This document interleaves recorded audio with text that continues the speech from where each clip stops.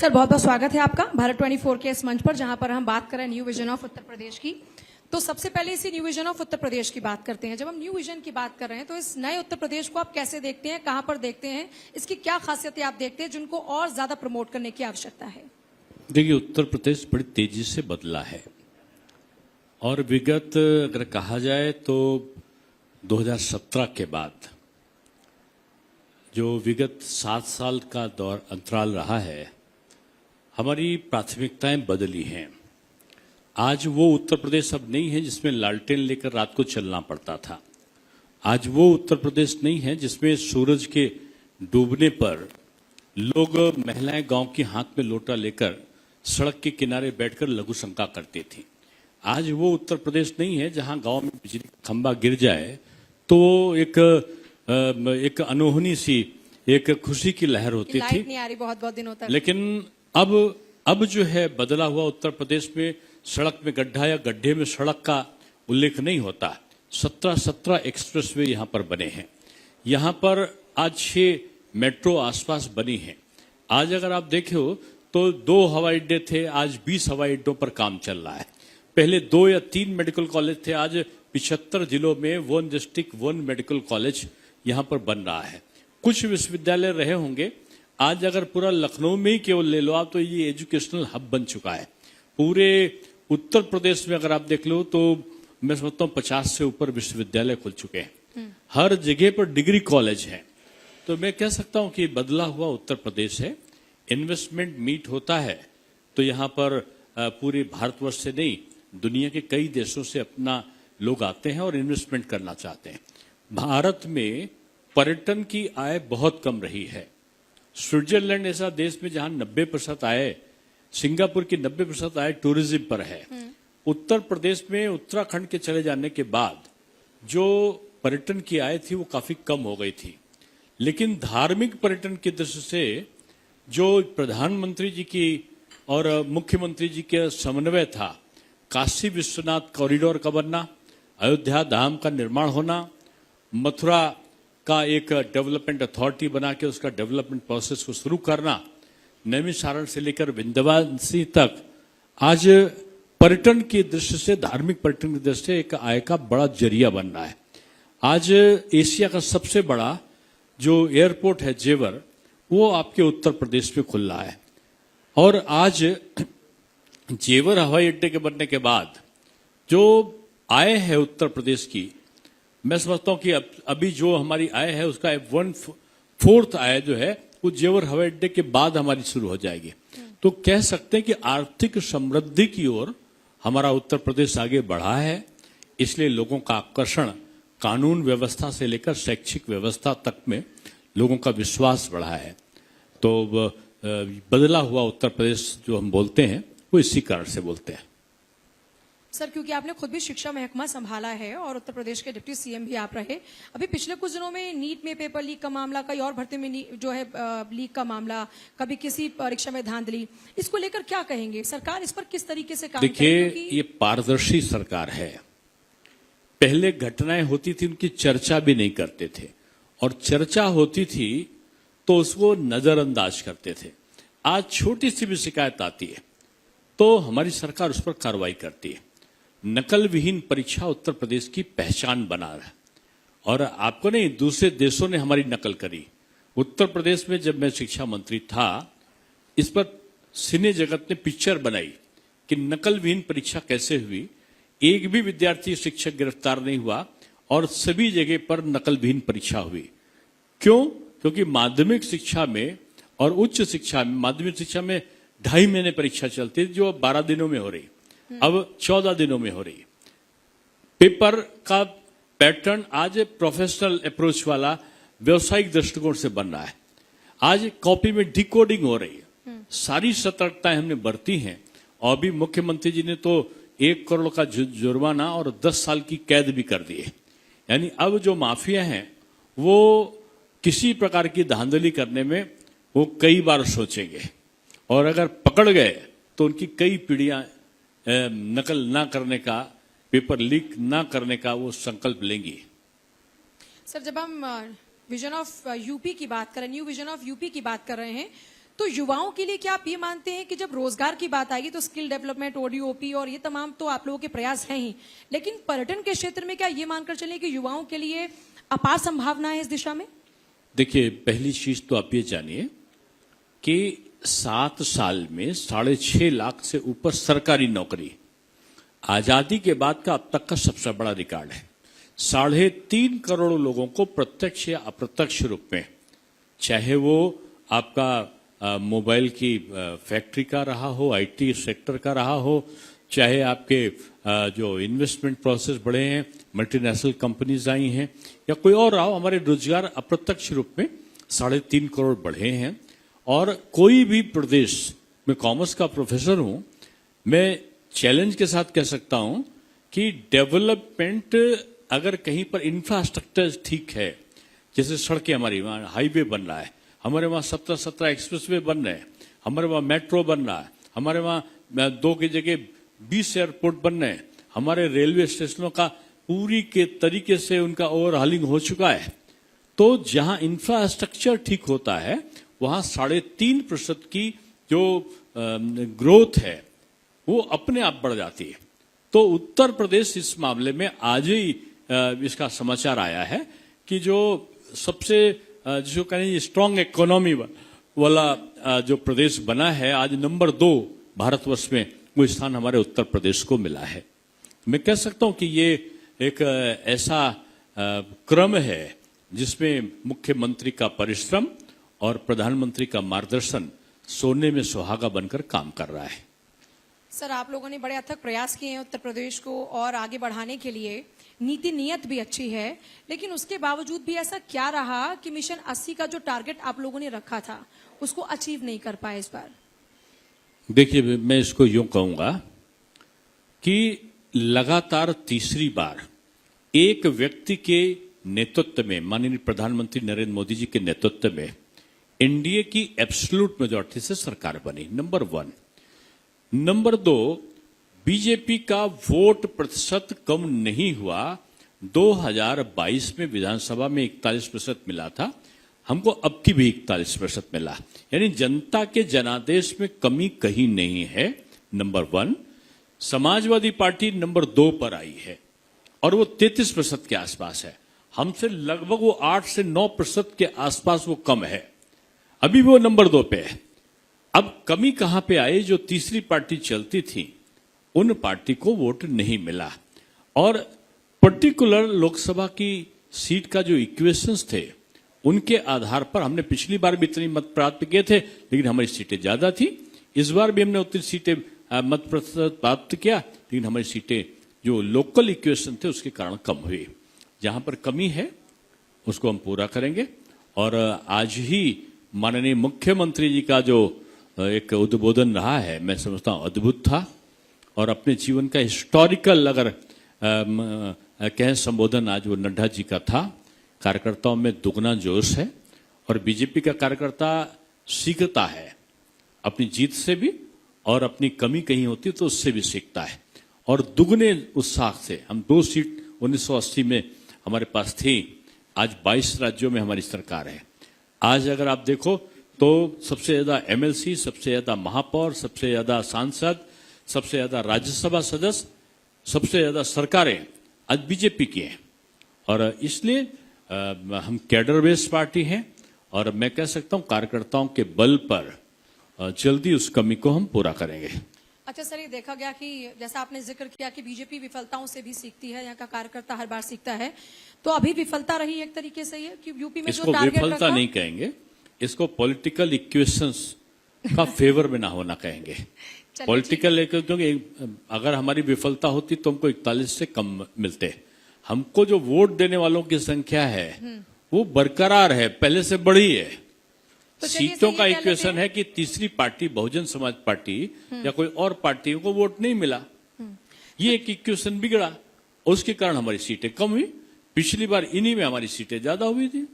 अच्छा, मैं इसमें ये जानना चाह रही हूँ, जो मेरा सवाल था ये कि इस बार चलिए जो भी रीजन रहा, जो भी आप लोगों ने मुकाम तय किया था उसको हासिल नहीं कर पाए, लेकिन अब क्योंकि उपचुनाव एक नया चैलेंज है, एक मुकाम को हासिल किया है, कांग्रेस मुकाम को हासिल नहीं कर पाई, लगातार तीसरी बार फेल होने वाली एक व्यक्ति के नेतृत्व में, लगातार तीसरी बार फेल होने वाली पार्टी का नाम है कांग्रेस, लगातार तीसरी बार एक व्यक्ति के नेतृत्व में केंद्र में सरकार बनाने वाली पार्टी का नाम है बीजेपी। नहीं, बिल्कुल सही आप कह रहे हैं, तीसरी बार सरकार बनाने वाली पार्टी है बीजेपी, लेकिन फिर मैं वो कहूंगी कि जो 80 का टारगेट रखा था वो अचीव नहीं हुआ।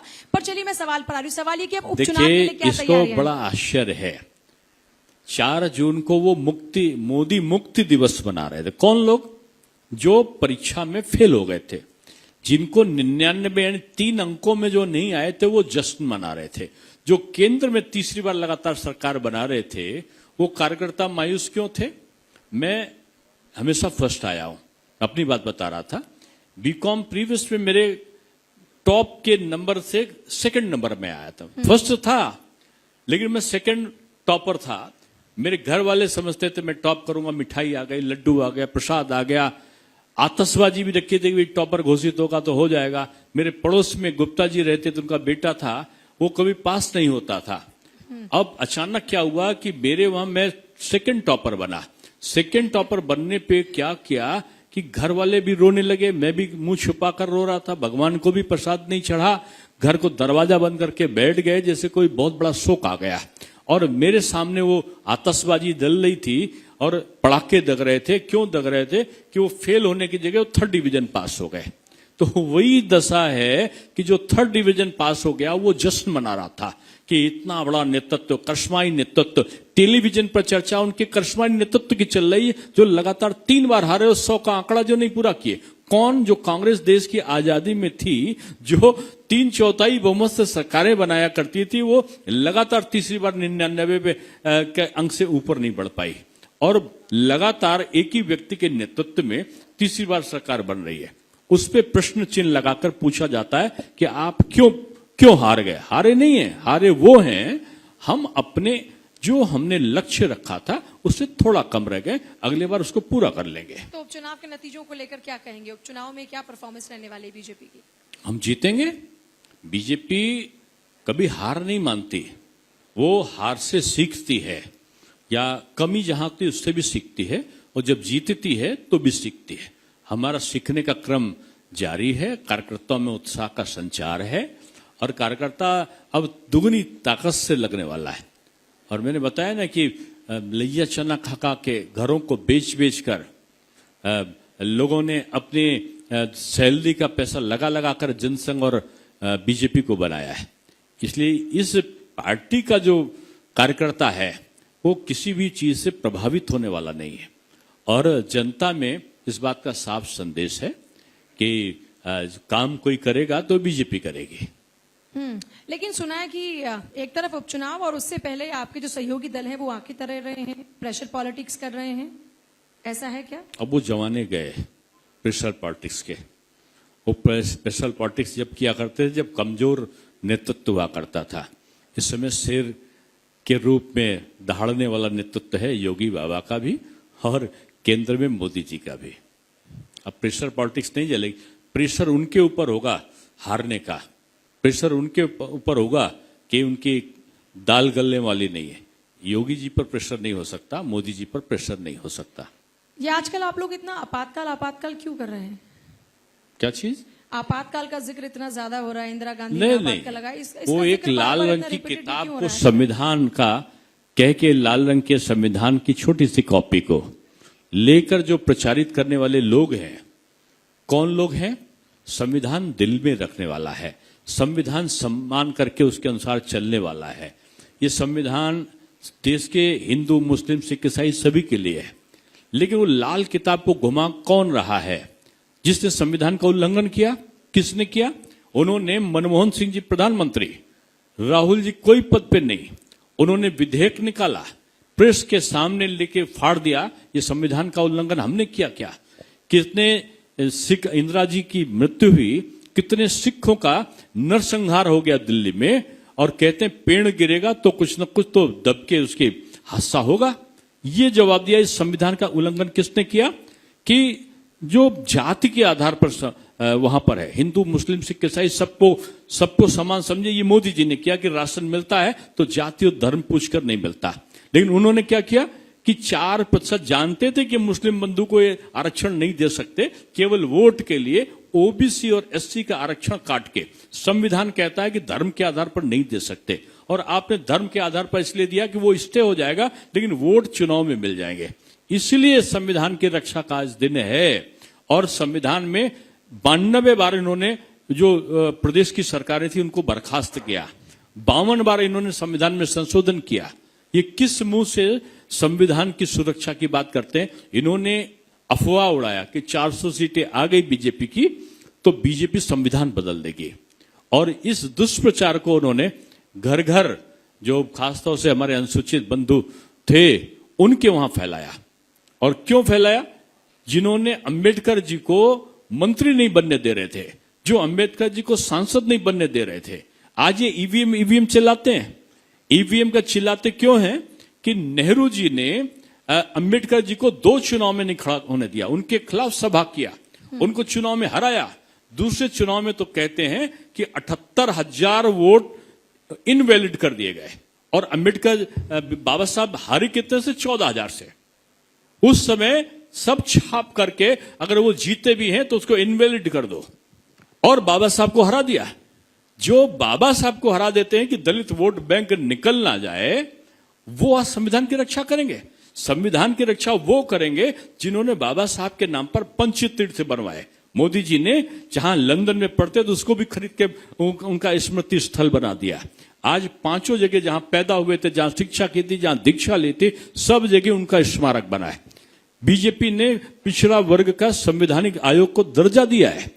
ये पिछड़ों की बात करते हैं। पिछड़ों के बाद में एक ही परिवार के 5 लोग बन जाएंगे। वही जात में भी परिवार, वो परिवारवादी लोग हैं। बीजेपी जो है वो कार्यकर्तावादी पार्टी है, इसलिए इनकी तुलना राजनीतिक मंतव्यों में नहीं हो सकती।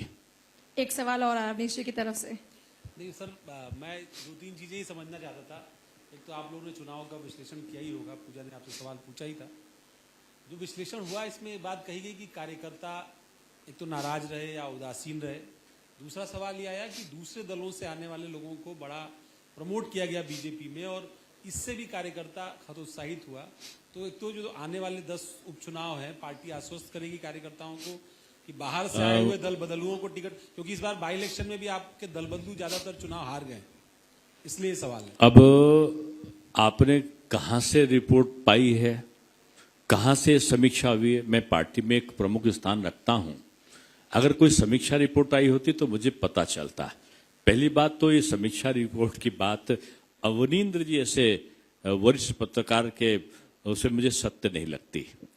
और दूसरी बात, बीजेपी कैडर बेस्ड पार्टी में बार बार रट रहा हूं, और कैडर बेस्ड पार्टी में कार्यकर्ता केंद्रीय नेतृत्व का आह्वान देखता है, निर्देश देखता है। वो अपने से बड़ा संगठन को और संगठन से बड़ा देश को मानता है।